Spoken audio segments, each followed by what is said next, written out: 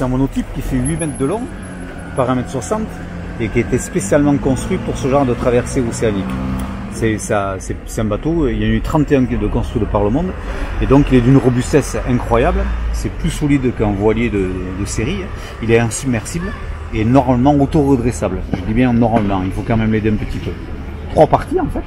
Une partie avant, un poste avant étanche, complètement indépendant, qui permet de stocker du matériel, stocker de l'outillage, tous les effets qui pourraient nous être utiles en cas de problème et autres. Poste central de rame à l'air libre avec un banc qui n'est pas installé là, qui permet de manier les avirons. On y passe 10 heures par jour de rame, hein. On ramer 10 heures par jour. Et puis c'est le lieu de vie quoi en fait, en tout cas quand il fait beau et de suite. Et puis le poste arrière qui est le poste étanche aussi, poste de vie, avec une couchette évidemment pour dormir. Ça c'est le lieu vraiment de vie, et là où je dors. Un coin électronique, tous les éléments électroniques, ça va du désalinisateur qui produit l'eau douce, qui me fait 5 litres d'eau en 3 heures, jusqu'aux appareils électroniques, GPS, radio, VHF, téléphone satellite, recharge. Et puis de ce côté ici, il y a le coin kitchenette. Il y a deux appareils à gaz, juste là derrière. Voilà. Et donc l'espace couchette, hein, tu peux. Ensuite à l'arrière, bon, tu as une bulle d'observation quand il fait du mauvais temps. Éventuellement, on regarde un petit peu ce qui se passe. Tout ça. Ici ce sont des airbags que tu peux déclencher en cas de chavirage.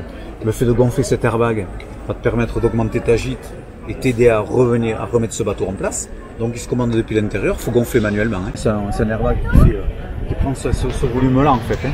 Donc automatiquement il augmente la gîte du bateau et on n'a plus qu'à l'aider depuis l'intérieur pour le ramener. Quoi. Je dis bien quand on est à l'intérieur. Hein. À l'extérieur il se ramène de suite. Hein. Puis là derrière c'est le portique d'antenne, hein. Les antennes satellites, les antennes radio. Ça, tout est branché là-dessus en fait. C'est pas un bateau fait au fond d'un garage. Ça a été fait par un architecte naval qui a dessiné les plans en fonction des contraintes océaniques. On prend un bout là qui est là et il se remet de suite à flot. Mais de l'intérieur, il faut quand même commencer à le secouer un petit peu. Même s'ils disent qu'il est auto-redressable, il faut l'aider. Il se retourne pas comme ça. On a fait des essais en mer en juillet et il faut batailler un petit peu pour l'aider à revenir. On part des marches des Canaries pour justement profiter des alizés qui vont tranquillement me ramener sur l'arc antillais, quoi. Voilà, en 2 mois et demi environ. Voilà. Et sans les alizés, sans les courants marins, on ne pourrait pas avancer avec ce type de bateau. C'est des enclumes, hein. C'est lourd. Hein. Donc il faut absolument qu'il y ait des vents dominants et des courants portants pour aider à l'avancée de la progression du bateau. Alors moi je m'entraîne au lac tous les matins à 7 h du matin, je fais des allers-retours, on a fait des tests de chavirage quand même au mois de juillet et là on le sort à la fin du mois de septembre. Voilà.